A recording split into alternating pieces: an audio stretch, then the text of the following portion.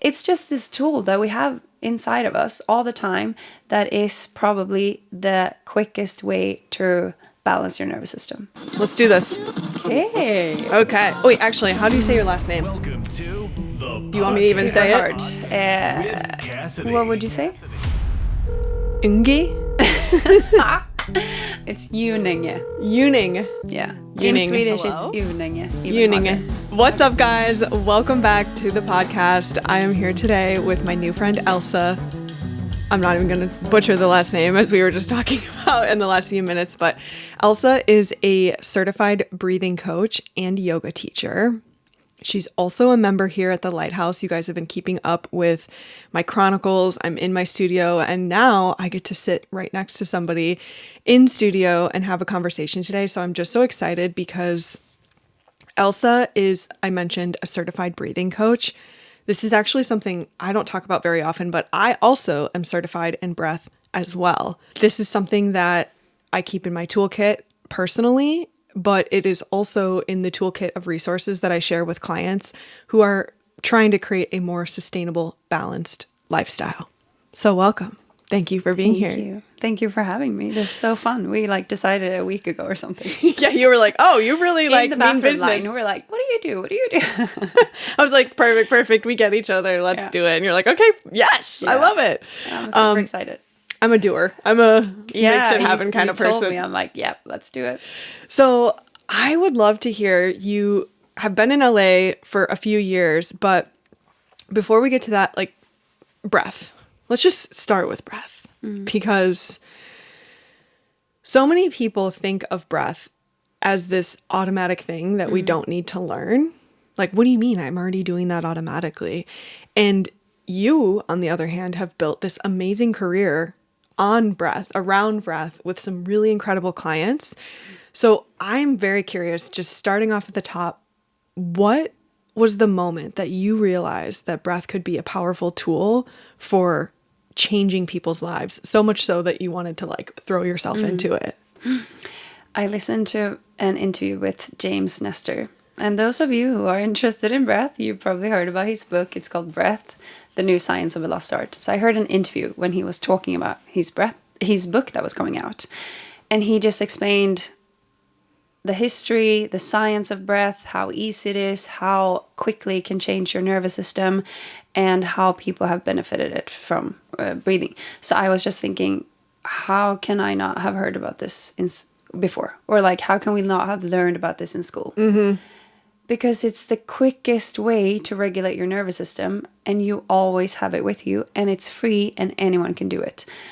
And when I went to school, I was starting to realize how a lot of people around me were feeling anxious and dealing with anxiety. And that just made me realize, like, okay, if we all have this tool that can regulate your nervous system in real time and you can reduce anxiety, why do people not know about this?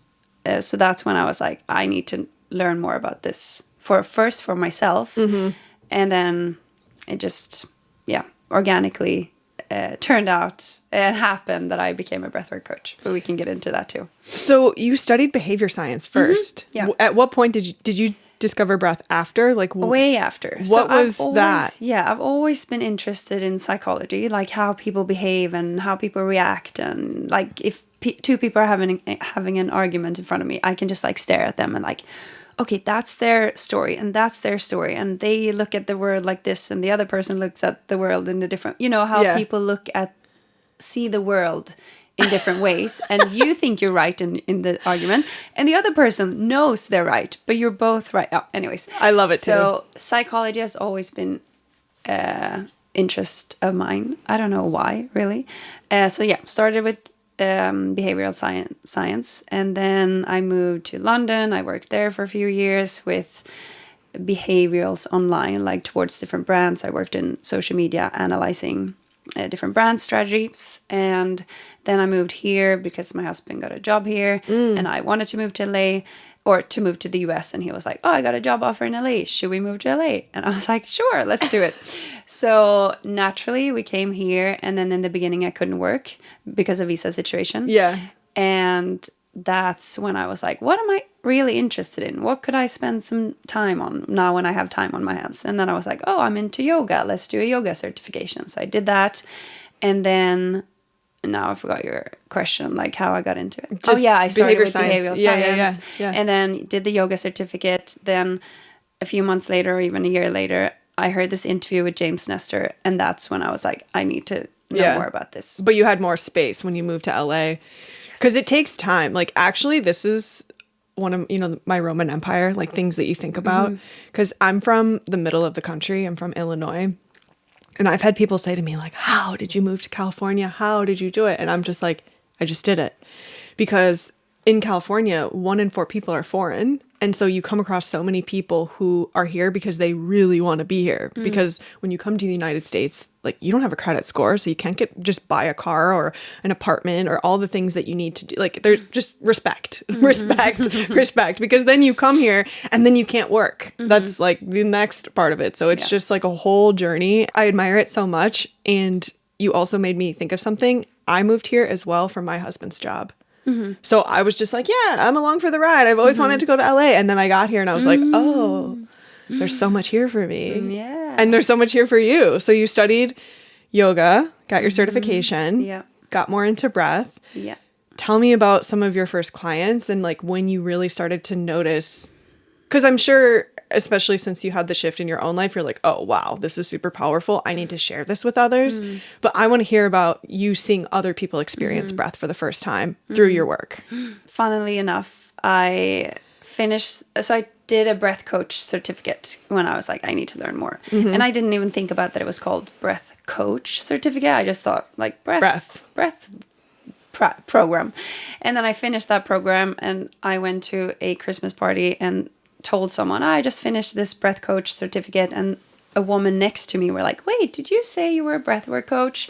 And that's when I was like, in my head, I was like, not at all. Like, no. But yes, who's asking? I was just like nodding to her. I'm like, And then she was like, oh, I just read this book by James Nestor, the one I just mentioned.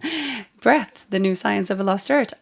I know I'm breathing wrong and I need a breathwork coach. Are you taking on clients? And I was like, not at all. But then I just like nodded. I'm like, Yes, I am. Yes, I am. So putting together the like sign up sheet on the side while she's asking about it. Yeah, you can pay me. Hold on.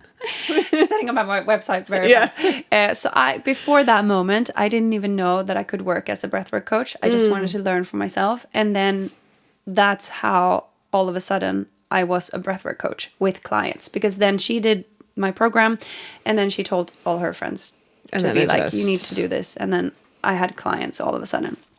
So that's how like organically I became a breathwork coach without even knowing that that was a thing.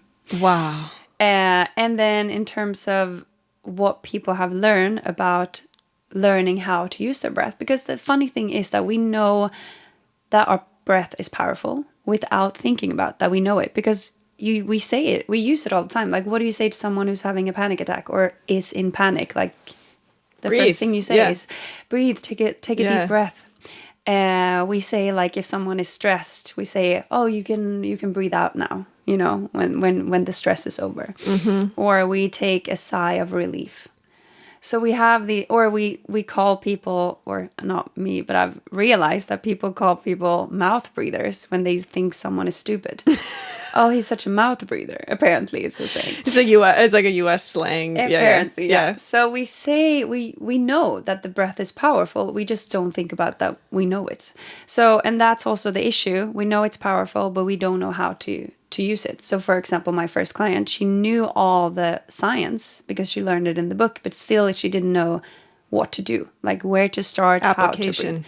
And that's the biggest misunderstanding in breathing. We all think that we should breathe more. This person said, oh, I should breathe more. But it's actually, we need to learn to breathe less. And to understand this just quickly, it's like, it's like food. We want to eat more sometimes people need to go on a food diet, and it's the same thing with breathing. We need to go on an air diet to learn how to breathe less, because we are over breathing. And when you're over breathing, it means you're hyperventilating. And hyperventilation doesn't have to look like in and out through the mouth, and you don't have to see it very much. You can just like breathe very fast through the nose up into the chest, and that could be over breathing, hyperventilation. So we need to actually learn how to breathe less. Breathe less. Yeah. Do less. As Do you less. mentioned Yeah. in your podcast. But Yeah. it's like, oh, it's the same with breathing. We need to breathe less. Yeah. So we Also, can dive into that, because people are like, what does that mean? And how does that work? But anyways, back to your question. People have, when they learn about their breath and how to use it, not just to use it, but exactly how to, what happens in your body when you breathe less versus more, what happens when you breathe through your nose versus your mouth, belly versus chest, etc., is that people get motivated to do it, because they know, oh, it changes for the better in my body. So everyone that I've seen who has asthma have reduced their asthma medication or even gotten off it. wow. So that's how powerful your breath can be if you have asthma, for example, or if you have exercise-induced asthma. You just get it when you exercise, for example. You can use your breath in different ways to reduce that too. People with anxiety, someone said that after 4 weeks of doing my course, his anxiety reduced with 50%. And he couldn't even be in the kitchen cooking food because it was too much for him to boil the pasta and cut the tomatoes at the same time. He was like, he had a dysregulated nervous system. So he was able to come back to functioning properly like a human being after just 4 weeks of doing one of my courses. Some ultra marathon runners induce their endurance, their recovery. What else? Sleep. I've worked with a client who has irregular heartbeats, so she feels when her heart is beating irregularly. And now that she knows how to use her breath, she doesn't feel scared or anxious about it anymore, because she knows she has the tool in her pocket to calm down during those situations. Yeah. People who are giving birth, they have used their breath and like, oh my God, that was life-changing. I couldn't have done it without knowing how to use my breath. So it's just this tool that we have inside of us all the time that is probably the quickest way to balance your nervous system. You can also like regulate your nervous system with your eyes, like if you look close or far away. So there are different ways, but the breath is probably the simplest way. It's the simplest way, and it's the easiest way to ensure that whatever space you're showing up in, so like as you move through your life and you're going from this thing to this thing to this thing, it ensures that you're not bringing anything into those new interactions. So like you have a doctor's appointment and then you go to the office for some meetings and then you have lunch with a friend or whatever, you have all these things. And if you're not careful, you could just be like moving through all of those and like moving with this energy that is almost like a normal, like it's normalized for so many people. Yeah. And we forget that we have agency, like you said, it's free, it's within us. We have the power, we have the control. I would say for me, just because this isn't something I super particularly focus on, but in all of our coaching calls in my group program, every time we get on the phone, we start the call and I'm like, okay, we need just a moment to just breathe and clear. And it's not even this like guided meditation or a visualization sometimes, but a lot of the times it's just like take some very deep breaths and just like a clearing so that you can actually hear what I'm about to say for this next hour. Because if you go from every single thing in your life into a coaching conversation with me, it's like, well, you're paying a coach and you want to get a lot out of it. So let me help you get a lot out of it by simply breathing so that you can just be here and absorb and actually hear me. Yeah. Because there's studies showing that if you do down-regulating breath work, you obviously like calm down your body and you reduce your heart rate, and you can think more clearly. You can make better decisions. You can remember things better. Confidence, clarity, grounded, like there's so many good things. But since I'm of the food camp, food is my one thing. And, something that we hear on the internet, gut health, cortisol, digestion, like all these buzzwords that I think make practitioners in some ways just roll their eyes a little bit because a lot of companies are just saying these things just to say them. But I would love to talk about the science behind breathing impacting the digestion of our food. As you know, when your body is in fight or flight, you are literally unable to digest your food. Like all of your blood is rushing to your extremities for fight or flight, to fight, to run. But if you're in rest and digest, that's when you can digest. Can you explain that a little bit more? I think you explained it perfectly. So, yeah, when we are stressed, and we can be stressed by a deadline or just thinking about what people think about us, or just, looking at Instagram or whatever, or just the way we breathe. So when we breathe high up in our chest, maybe even through the mouth, and just very shallowly, we send stress to our brain. So we can get stressed from our breath if we're doing it wrong. So say now that we are stressed and we are having lunch, maybe in front of our computer, so we're not even knowing when we're putting the fork in our mouth. We're just like focusing on this email that we're texting. Yeah. That will create stress. And stress, as you explained, moves the blood from your digestive organs out into your hands and feet because it makes us ready for a fight as hard as we can or run as fast as we can. And when we are in danger, of course, the body is not focusing on digesting your food. Like it's focusing on surviving.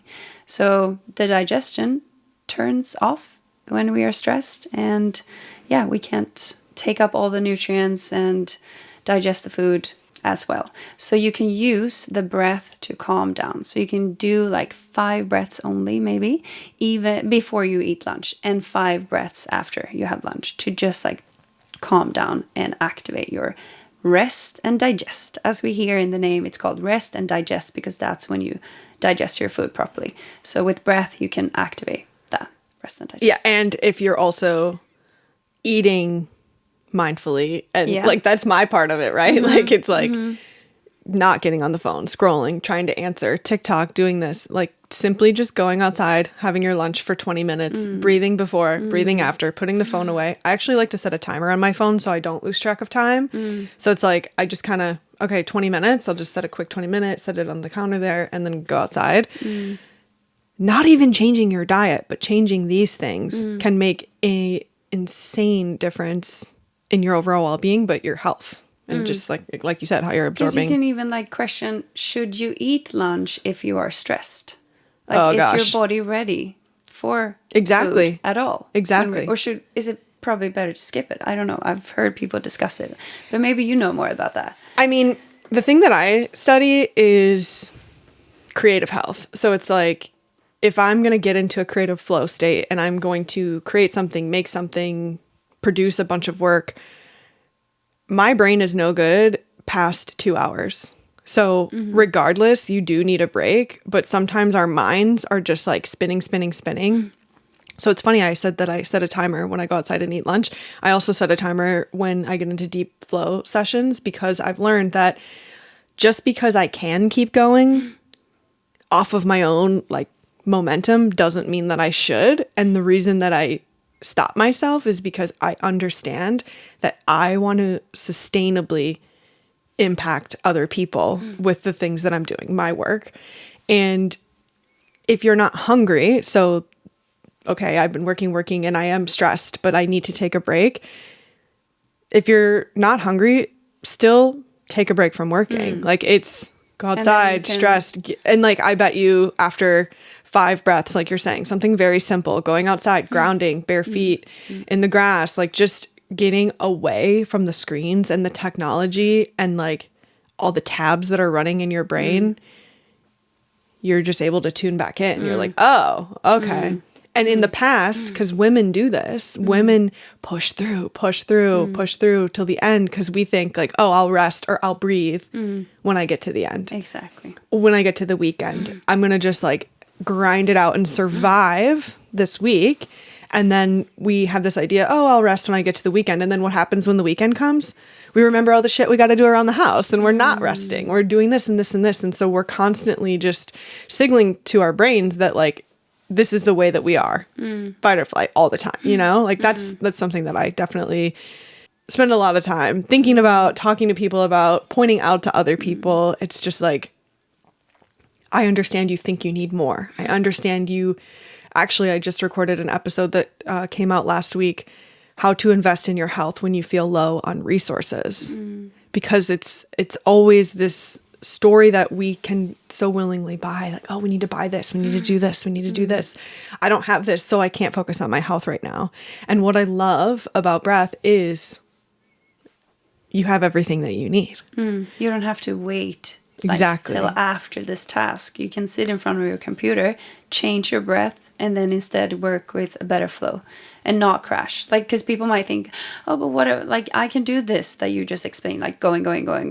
But what happens eventually is you're probably going to crash, or something in your body is going to be adjusted so it doesn't work as well. Maybe your reproductive system won't work eventually because you're under too much stress. So that's a pretty big question that we put to the side when we're like, we can go and not stop, because our body needs to recover, recharge to be able to function properly the next day.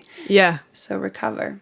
Sustainability though, because what we care about, this is something I've just been thinking a lot about.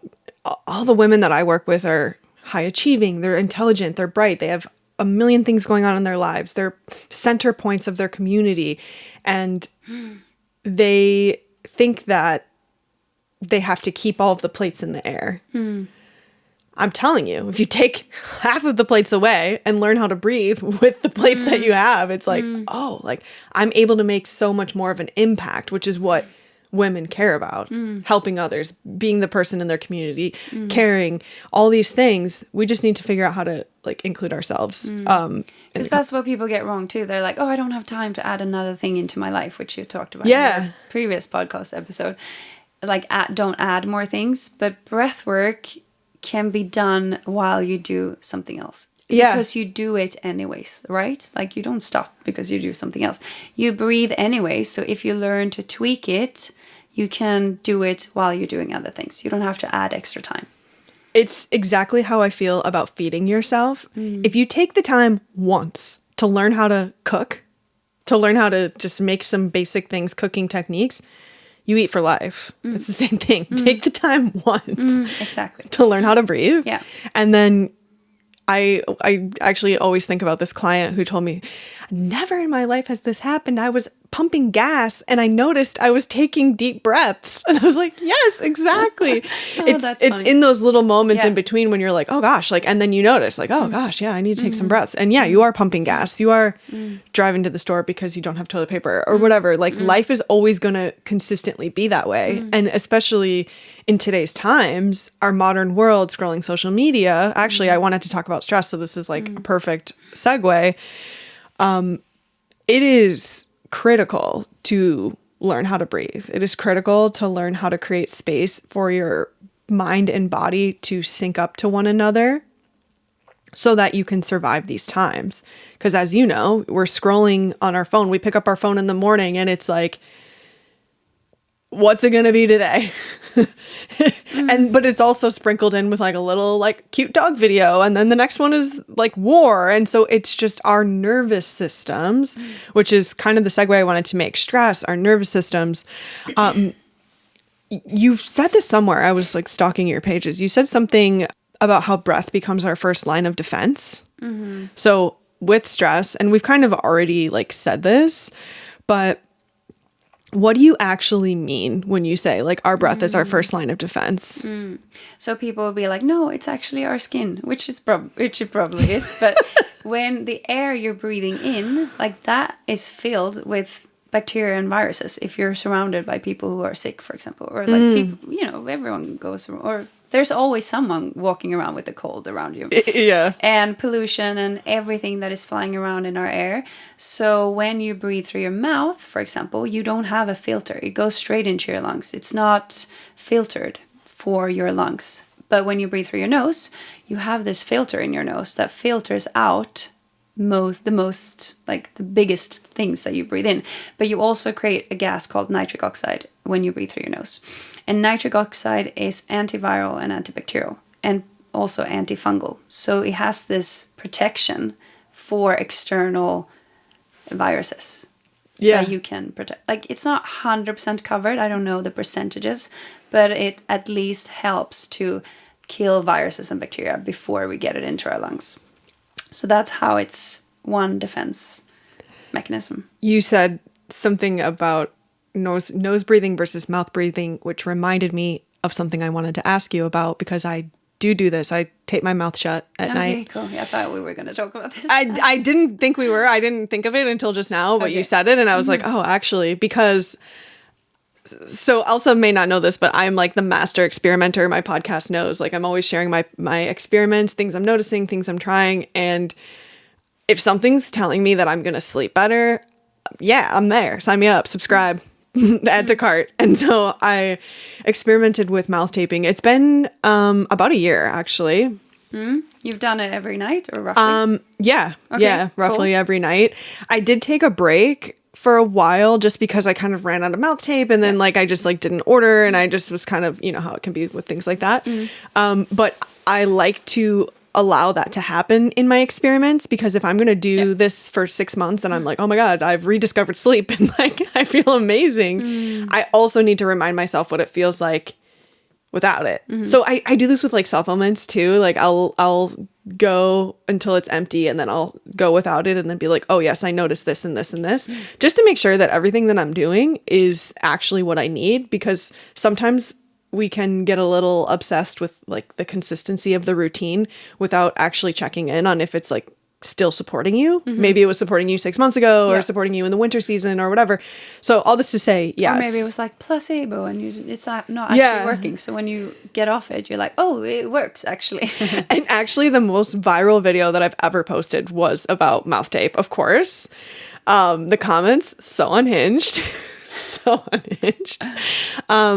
So I want to know about this, about sleeping with, and actually people have been asking me on Instagram, can you do the podcast about this? So this is the perfect time to talk about it, because in my experience, so I did a nap first, because I was like, okay, I gotta like see, so I don't. Start slowly. If anyone is like, I'm gonna try this after this, no, like try it when you watch a TV or like a movie or watching a TV series. Yes. And if you can have your tape on your lips for 5 minutes, yes, then go ahead and try it. But otherwise, you're not ready. You need to do more breathwork practices. And that's what I was about to mention too. I've done this and had success with it because I go to hot yoga 4 times a week. Like I go to breathwork often. And they say nose breathing during hot yoga. Exactly. Yoga is nose breathing. And so I started realizing the benefits there, and then I'm like, okay, well, if I'm breathing through my nose throughout the night, I just want to try this. And yes, it has, I feel I have rediscovered sleep. But can you tell me a little bit more about like why that is? So yeah, there's the filter, but when we're breathing through our nose throughout the night and we're not breathing through our mouth, what does that actually mean? Yeah, so the nose has over 30 functions that are just for our breathing, and the mouth has none of them. Zero? So, yeah, or like a few of them, but not in like as big effect. Oh. So 30 functions. And when I ask people like, can you think of a function except filtering, people say, except filtering, smelling and breathing, people are like, no. And we have 30. So this is how little we know about our breath and why we should breathe through the nose versus the mouth. But the first point to make is that when you breathe through your mouth, we can try it right now, and the people listening can try it too. So you can place one hand on your belly, one hand on your chest. And then you're going to take one breath in and out of your mouth first. So mouth breath. And now nose breath, in and out of the nose.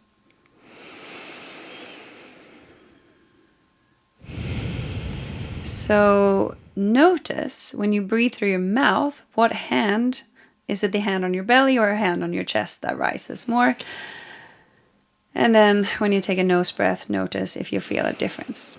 Yeah, it's more from the belly with your breath. Or with the from nose. Yeah. Yes, so more from the that's belly. Thing. When we breathe through the mouth, we tend to breathe up into our chest. And when we breathe through the nose, we tend to breathe down into our belly. So that's the first one. Mouth breathing creates chest breathing. Chest breathing is signaling stress to your brain. So when you're mouth breathing all night long, apparently 60 to 65% of the population are mouth breathers during sleep. And when we breathe into our chest through our mouth, we are sending stress to our brain when we're sleeping, so we can't get down into that good, restoring deep sleep. Yeah. So we wake up tired, and our immune system starts to go down and down, and the bodily function starts to work poorly.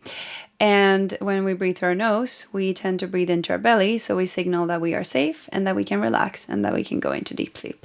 So that's the quick and simple explanation, that it gives us better quality sleep so that we can function better the day after. But then you have all the other 30 functions. For example, the nitric oxide that I mentioned. It clears the nostrils. It, reduces the bacteria and viruses when we sleep. We take lower breaths when we breathe through the nose, and we breathe in the nitric oxide. So nitric oxide actually helps to redistribute the blood in our lungs. So we reach all the blood. So more blood can take up oxygen, which means we oxygenate our body better when we breathe through the nose. And it filters, it humidifies the air we breathe in, and it doesn't leave as much water when we breathe out. So when we breathe out through the mouth, we breathe out 42% more water compared to when we breathe out through the nose. That's why people who breathe with their mouth when they sleep wake up thirsty, because we've lost 42% more water. So it keeps us hydrated breathing through the nose. And what's the number one beauty hack? Hydrate. I'm shocked. I'm not shocked, but I'm just actually thinking through all the things that I've realized, in my experiment of mouth taping. Because if I don't tape, so I mentioned, I went 8 months and then I kind of took maybe a couple of weeks off. My breath smelled so bad. That too. My breath smelled terrible. When you didn't mouth tape. Yes. I literally was oh my God, I could not brush my teeth fast enough in the morning. I just felt like my mouth was so dry. So clearly I'm yeah, that's linked. And when you say that, it reminds me of the saliva. If you wake up with a dry mouth, you probably had your mouth open. Mm-hmm. And saliva has these protective properties for your teeth. So it protects your teeth from cavities. So, and if you breathe through your mouth, your mouth is dry and you don't have that layer of protection. So it's also bad for your oral health. Yeah. I mean, also, I've noticed the shape of my face, my jawline has completely changed. And it's just my face and my posture of the way that I just kind of stand and am. I also, again, do yoga. I do a lot of other breathing exercises. So it's not definitely just from at night. This is my entire life, but I wanted to say that for you guys so you just know. But if somebody was curious about mouth taping, all these things, I think you kind of already said this, but you would encourage them to get into breath first before trying this. Yeah. Try it for 5 minutes.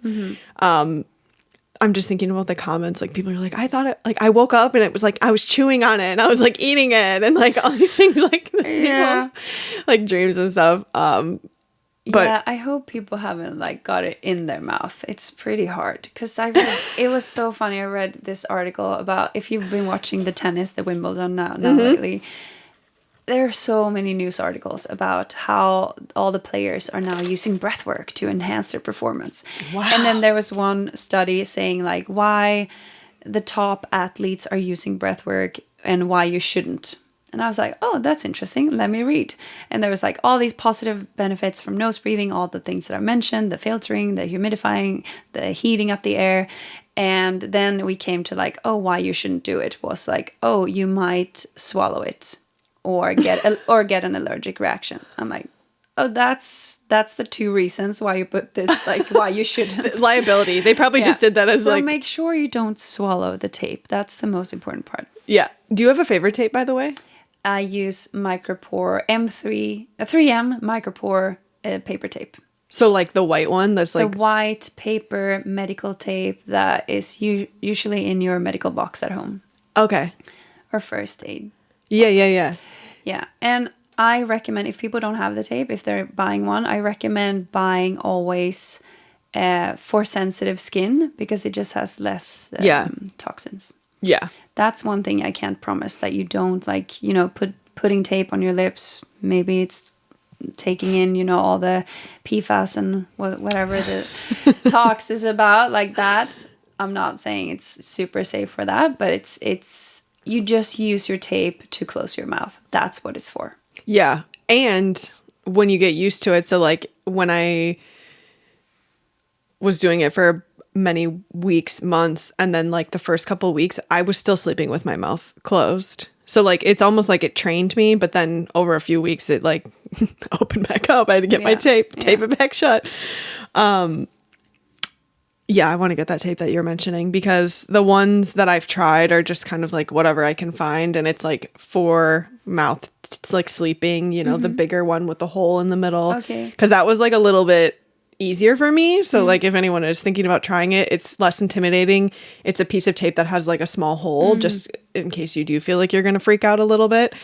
Yeah, the best one I would recommend is Mayo tape, I think it's called. And it goes around your lips. So it has this, like, it squeezes your lips together. So by using your muscles, you can open your mouth, like, completely. Yes, it's like open in the middle. Yeah, so that's the one I recommend. And if you use your tape at home, micropore paper tape, you don't have to do it across your lips. You can just do a little stamp, like a stamp side from the top to the bottom. So you can still like breathe in the sides. It's more like a reminder to keep your mouth closed. So you don't have to seal it with duct tape or anything. Like, don't do that. Don't do that.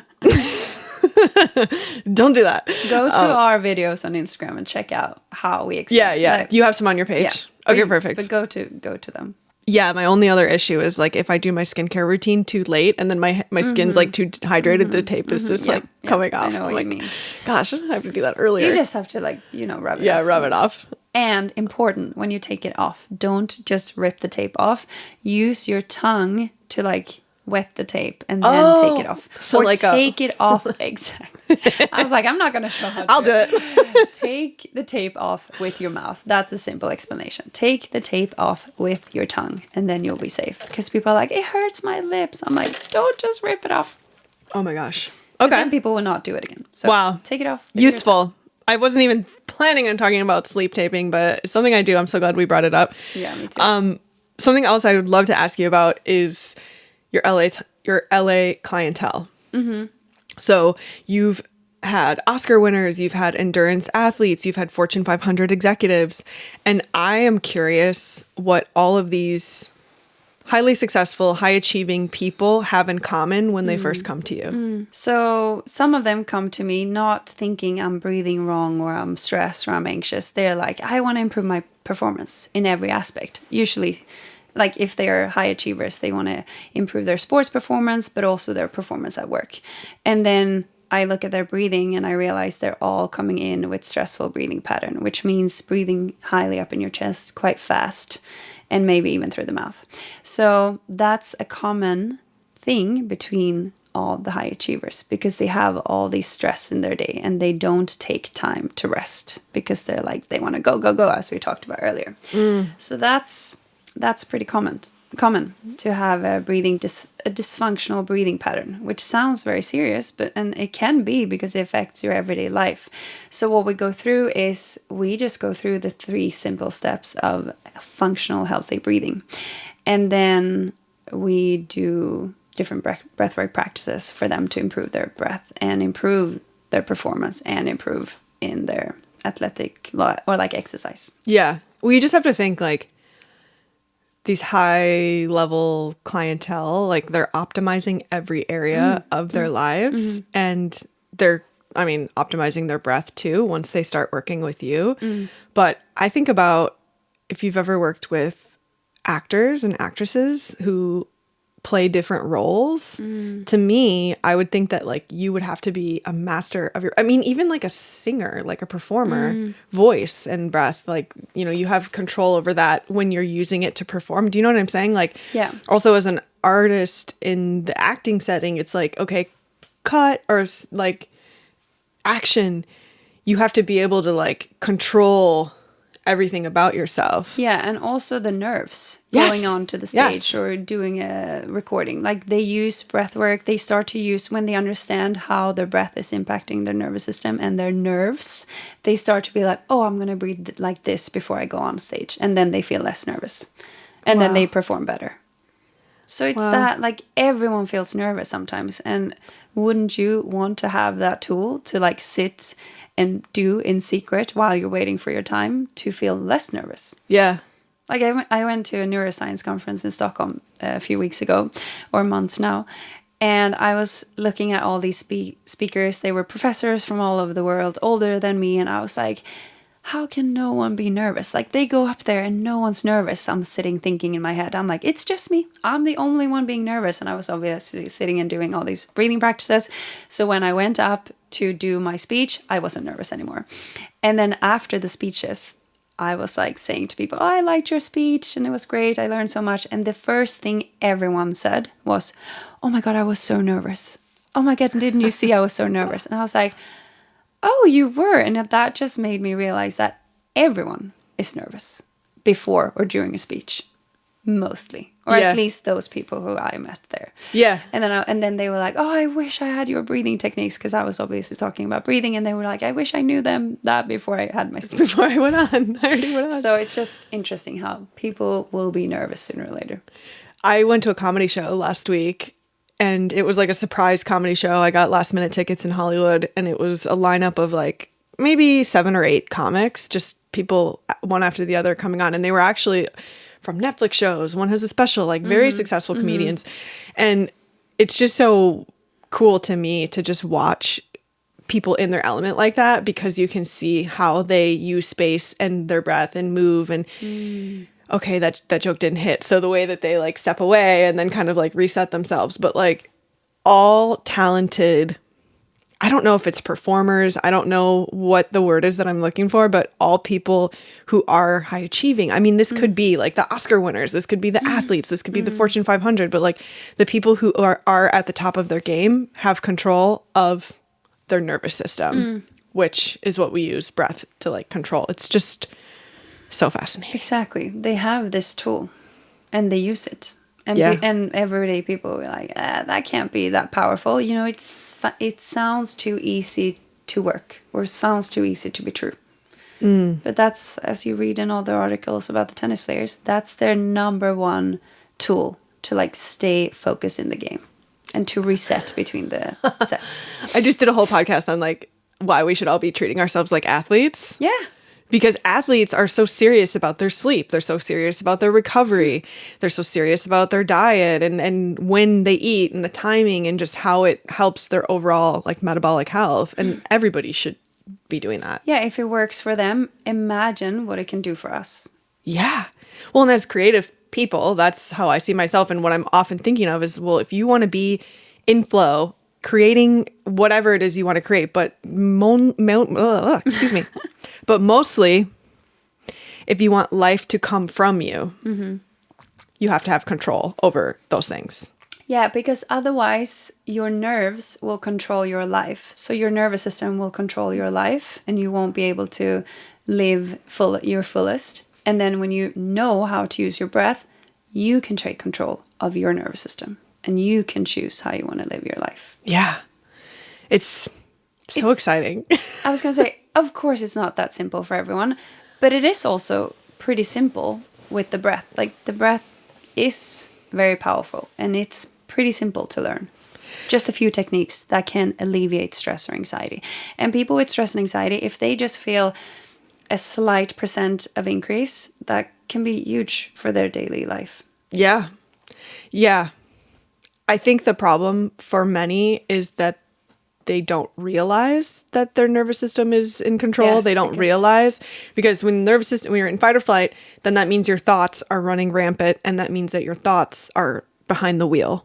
You are not. And so you're at the mercy of, oh my gosh, does that person hate me? Or like just those thoughts that are, why is my boss emailing me? Oh, what does this meeting mean? Like just overthinking, you're more likely to believe those thoughts that are spiraling, like when you're in that.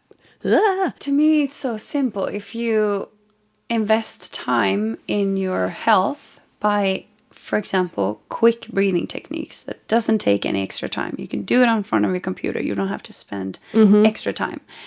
Then you will give your body the tools to recover between stressful moments. That's what we're meant to do as human beings. We're supposed to be stressed at a short time, and then we're supposed to recover so that we can be stressed again and do our fullest. And so when you learn these techniques, you can regulate during the day to avoid getting into that crash at the end of the day, or hitting the wall maybe even, and not being able to go back to work. So if you can keep that balance, people will feel refreshed the day after and come back to work with new energy, new motivation, take better decisions. But if they don't take time to recover in between meetings, during their work days, then we won't have that much energy and motivation and to come back and be like, yeah, I want to do this, Mm-hmm. So that's the simple equation for me, the math. Yeah. Yeah, but that's not always received as it's simple to us, right? It's so obvious, but it's not always received on the corporate side. And it's beautiful if you work at a company that does give you these opportunities. I mean, it's crazy where I am now. The people listening to this podcast know, but I first started with meditation. So I had never meditated. I'd never gotten into this. But the reason that I started to do it was because we were doing a free trial to potentially purchase Calm memberships for the whole company. Yep. So it was okay, well, let's try this out and see if anybody will use it. And then if they do and they like it, then we'll keep it. And so we were keeping track of the minutes meditated. And so then that's when I got into meditation, because I was like, oh, I got to get the numbers up. Yeah. A gamification. Exactly. I'm like, oh, I got to do 10 minutes every day. And I put it on my work calendar. And it feels like it's this thing that you have to do before work and you should just show up that way. But I guess what I'm trying to maybe get at right now is the balance of work and life, and how your tools for wellness can fit into that without being an afterthought. I have one question that I don't know how you're gonna, I don't know, but to you, what is the difference between meditating and breath work? Because actually, we didn't mention this, but you work with Open, and I'm an Open ambassador. I talk about Open all of the time. Okay. I share it actually as my go-to breathwork and meditation app. So by the way, guys, 30 days for free to Open below in the show notes if you want to try it. But the reason I'm asking is because when I go into the Open app every single day, I do a meditation timer. That's just a part of my daily practice. But the option in the app is you toggle from breathwork to meditation. So to you, what is the difference, and what would you use each for? So to me, they are different. So to me, meditation, I know there's so many explanations of meditation. So I'm not saying this is the right one, because people look at meditation differently. But to me, it's just calming your mind. And you can use different tools to get there. But eventually you want to calm your mind as much as possible. But when you do breath work, so breath work can be a tool to get there. Because when you do breath work, you focus on your breath to quiet your mind. But you're still focusing on your breath. So you still have the focus is your breath. So it's not just emptying your mind. So breathwork could be an active meditation, for example, and you can use breathwork as a tool in meditation to quiet your mind. That makes sense. So there's so many benefits of meditation where you can learn about your mind and learn about how you work, learn about your internal world. But when you do breath work, you tend to focus too much on the breath. It becomes too much of your focus. Yes. So you don't get those other benefits necessarily. You get all the physical benefits from breathing and doing meditation. Which is calming your nervous system, reducing stress levels, lowering your pulse, lowering your heartbeats, and lowering blood pressure, etc. So those are great, which we need to recover. But when it comes to diving deep into meditation and learning about your internal world, I think you can use breathing as a tool to get there. But if you just do breath work, you will focus too much, within quotation, too much on your breath. Do you get what I mean? I was trying to think of how to jump on that and like further explain it, because I so get what you mean. It's almost like meditation is your strength building practice. So every time you meditate, you're building the strength, you're building the discernment to be able to notice thoughts and not act on them. Exactly. Yep. If you are just doing breath work, you're literally like you have to focus and do it, because it's a release. Like there's so much that can be released within breathing. Like you said, you're too focused on your breath to have the space to in the other have the discernment. Oh, that's a thought. Because just being able to sit there and have a thought pop up and then not act on it, that's like strength training your discernment, your muscle to not be at the mercy of your thoughts, like we were talking about earlier. And I feel like the goal is to have a longer space between each thought. So the longer space when you're not thinking, that's where you're practicing with meditation. Yeah. You know, the space between your thoughts get longer and longer. So, and also if you don't use breath work in your meditation, and by breath work, I mean controlling your breath. It doesn't have to be an upregulating breath work. It can be a calming breath work. If you don't use breath work before you meditate, you might sit there and breathe in a fast, shallow upper chest breathing. And then it will be very hard to meditate, because what that breathing signals to your brain is that you're probably in danger, because otherwise you wouldn't be breathing in this fast chest, maybe even mouth breath. So, and what happens in our body when we think we're in danger? Well, we want to move. We want to move our body. We want to create movement to get ready for fight or flight. And what happens then when we sit probably in a lotus position and we try to meditate and we signal all these like move, moving. Of course we can't sit still and meditate. Yeah. So it's really the core to be able to even start meditate for me. Wow. Okay, yeah. With all our stressful breathing patterns going around. Yeah. It might be the reason why it's so hard for people to sit still. Because they're signaling to the brain when they're sitting still, like, hey, you should move, actually. hey, the dishwasher needs to be emptied. Hey, do this. Since I brought up open, and it's something that so many people in my community use, can you share like what you've done with open? You work with them and you are working with some other apps, and just kind of like what you're up to as a breath coach? Yeah. So Open, I don't work with them anymore, but I used to help them with their app to script the sessions in the app. So I just decided like, what should we have in the app? How should the breathing pattern look like? What should the sessions look like? So I was coaching the teachers that were teaching at Open. Yeah. In functional breathing. And then I work with another app called Othership. They're from Toronto. They also have a breathing app, so I help them too with their content for their apps. And then they also have a physical space in Toronto and in New York now, and they do sauna and ice bath, plus the breathing app. And then other things that I do, I work with other apps as well, with the same thing, creating, recording. So if you plug into one of those apps, you can hear me guiding you through breathwork, for example. I have that on my own website too, guided breathing sessions for like if you're stressed, or if you need to sleep, or if you need to ramp up energy, or if you just want to improve your breath. And then I do one-on-one coaching. I have my online courses. I have the certificate. You can get certified in functional breathing. And then I feel like there's probably something that I missed, but that's just a few of the things that I do. Yeah. So if you guys are interested, Elsa has, like she mentioned, a bunch of courses I was just like poking around on her website, like add to cart. So those are listed below if you guys want to check those out. Where can we find you? On Instagram, social? Yeah.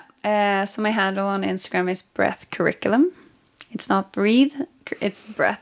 Breath curriculum. It's a hard word to spell. And then, website breathcurriculum.com. Yeah, so it's breath curriculum. That's me. Wow. Yeah. Okay. Well, thank you very much. I was going to say, like, let's do a little breath exercise here, but I think I'm going to save that for my coaching clients. Sorry, guys. Sign up for my programs if you want to breathe with us. And I will see you guys next week. Thanks for listening. Thank you. Peace.